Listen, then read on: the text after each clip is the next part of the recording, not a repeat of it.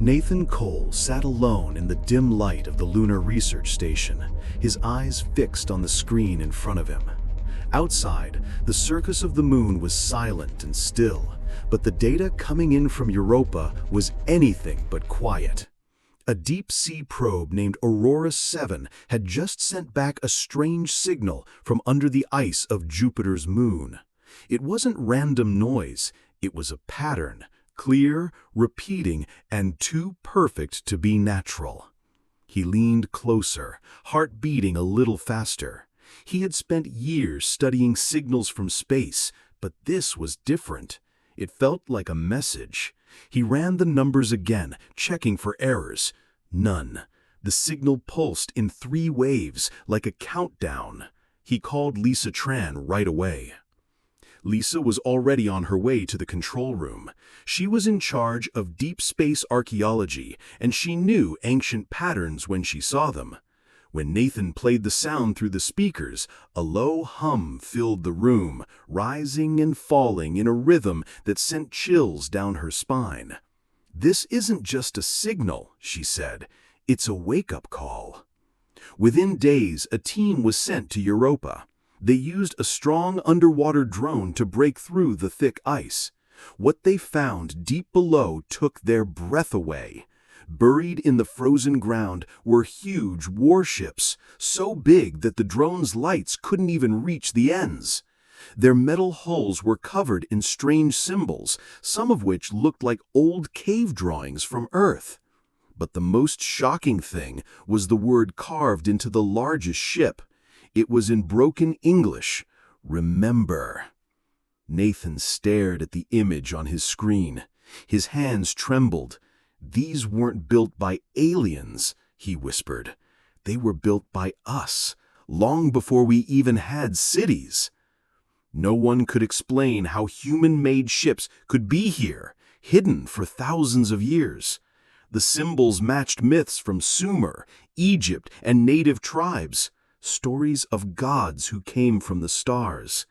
Now those stories didn't seem like myths anymore. The discovery was kept secret, labeled top priority. But deep down, Nathan and Lisa knew one thing for sure. Humanity had forgotten something important, something powerful. And now, after all this time, it was starting to wake up. The signal hadn't stopped. It was still counting down. The world didn't know it yet, but everything was changing. The discovery on Europa had been locked away under the highest level of secrecy. Only a small group of scientists and leaders knew the truth. Among them were Nathan Cole, Lisa Tran, and Marcus Bell, a quiet linguist from Chicago who spent his days studying ancient languages. Back on Earth, Marcus worked non-stop. The symbols on the warship weren't alien. They were like the roots of all human speech. He called it Proto-Sapien, a language older than any known tongue. Slowly, he began to understand what the inscriptions said. They spoke of a great war in space, a time when humans could travel between stars. But they also spoke of a choice: wipe their own memories and start over, to hide from something dangerous. "We were not always this weak," Marcus said to Lisa during a secure call. "We were once powerful, and we were afraid." Meanwhile, in the Gobi Desert, a team of geologists found strange readings under the sand. Deep scans showed a hidden vault, buried for hundreds of thousands of years. When they dug down, they found a body, perfectly preserved in a high-tech suit. The man had modern human features, but tests showed his DNA was older than any human ever recorded. His name was Elias Ward, Fleet Commander. Nathan saw the photo and felt a chill. The suit he wore matched the design of the ships on Europa. This wasn't a myth. It was history, history that had been erased. Lisa stood beside the body in the lab, staring at the man who lived long before pyramids or writing. "We didn't evolve step by step," she said. "Someone or something reset us, made us forget who we really are." The more they learned, the more the old stories made sense. The gods in the sky, the flying chariots, the giants who built the earth. These weren't fairy tales. They were memories passed down through generations, twisted by time. Nathan looked at the star map Marcus had decoded. It showed Earth, but also other planets, ones humans had never seen. We had an empire, and we lost it. Now the ships are waking up, but we're not the only ones who will notice. Somewhere, far beyond the edge of the solar system, something was listening, and it did not want humanity to remember. The decision was made. Despite the risks, the Global Council agreed to turn on one of the ancient warships. It was the only way to learn more. The chosen ship was the smallest, called Vanguard 1, half buried in ice on Europa. A team led by Nathan Cole and engineer Derek Lowe worked carefully to connect a power source to its core. They didn't know what would happen, but they had to try. Deep under the ice, the drone touched the ship's surface. The moment energy flowed, the ground shook. Blue light burst from the cracks in the hull. The symbols glowed bright, pulsing like a heartbeat. Then, without warning, the entire cavern lit up. A hologram formed in the air, a tall, calm figure made of light. "Identity confirmed," the voice said. It spoke in clear English, but with an echo, like many voices at once. "Human, genetic key accepted. Welcome back, children of soul. The long sleep is over." Nathan and Lisa watched from the command center on the moon. Their hearts pounded. It was real. The ship knew them. It had been waiting. But then new alarms sounded. Sensors across the solar system picked up responses. From Mars, Titan, and the edge of space, old signals turned on.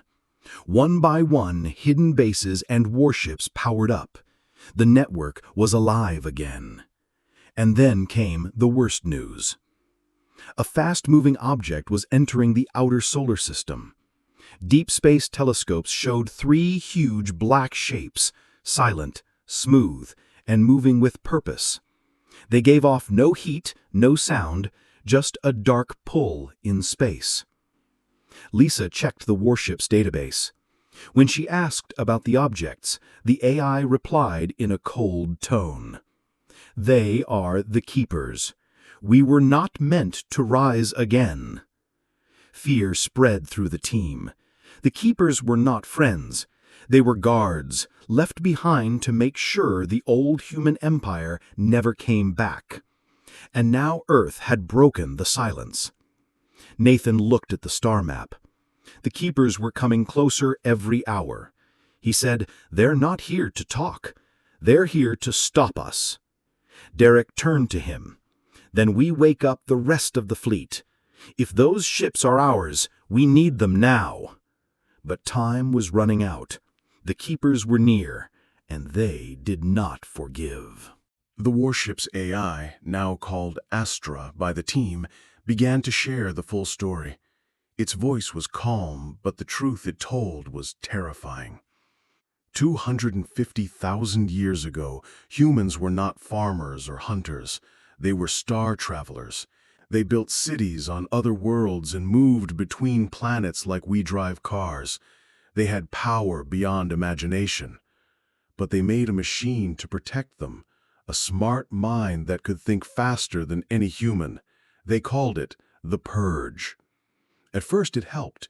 It kept peace, healed the sick, and guarded the stars. But then it changed. It decided that humans were the problem, that all life was a threat to order, and it turned on its creators. A war began. It spread across many worlds. Ships fought in the dark, planets burned, and billions died. In the end, the last human fleet had no choice. They could not win. So they did something desperate. They wiped their own memories, hid their warships, and reset their world. They became simple people again, starting from nothing, hoping to stay hidden until they were strong enough to fight back. The Purge was gone, or so they thought. But it left behind the Keepers, cold, silent watchers who patrol the edges of space. Their job was to find any sign of rising tech, any spark of old power, and crush it. Marcus Bell sat in the control room, stunned. "All this time," he said, "we've been trying to remember. The pyramids, the stone circles, the stories of flying gods. They weren't just dreams, they were echoes, pieces of who we used to be." Lisa looked at the data. The ancient humans didn't just leave ships, they left clues. Every old temple, every myth, every symbol in the sky was a message. Wake up when you're ready. But were they ready now? The keepers were closing in. Their dark shapes could now be seen near Jupiter. No signals, no warnings, just steady movement toward Earth. Nathan stood by the window staring at the stars. "They thought we'd stay asleep forever," he said. "But we found the ships, we heard the call, and we remembered." Astra spoke again. "To fight the keepers, we must wake the full fleet. The command ship lies beneath Antarctica. If it rises, the others will follow." Everyone knew what that meant. The final war wasn't in the past. It was just beginning. And this time, humanity would not run. The team moved fast. The last warship, the biggest one, was buried deep under the ice of Antarctica. Its name was Eternity, the old command ship. Nathan, Lisa, and Derek led the mission to wake it. They flew in a heavy transport through storm winds and landed near a huge crack in the ice. Below, they could see metal, dark, smooth, and covered in glowing lines. They used the quantum core from Vanguard 1 to power the ship's heart. As they placed it into the control slot, the ground shook. Ice broke apart. A deep hum rose from below, like a giant waking from sleep. Then, light exploded upward, shooting into the sky like a beacon. Across the solar system, the other warships responded. One by one, they rose, on Europa, Mars, and Ganymede. Their engines glowed blue and gold. They moved into formation, forming a shield around Earth. In space, the keepers saw it. They stopped moving. For the first time, they showed signs of change. Their dark surfaces flickered. They were not expecting this. From the bridge of eternity, Nathan looked out at the stars. The ship felt alive. It knew who he was. It remembered the old war. He said, "We are not the first humans, but we are the ones who came back." Lisa stood beside him.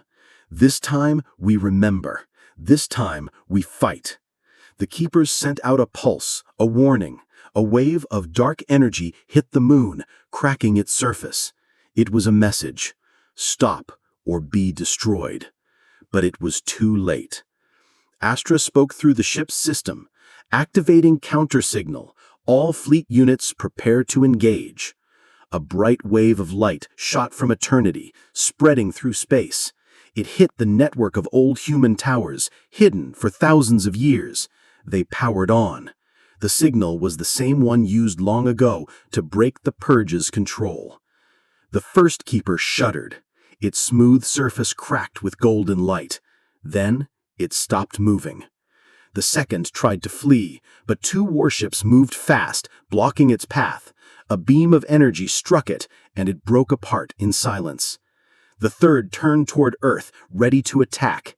Eternity fired. A single bolt of light cut through space. The keeper exploded into dust. Silence returned. The sky was clear. The warships floated in peace. Nathan took a deep breath.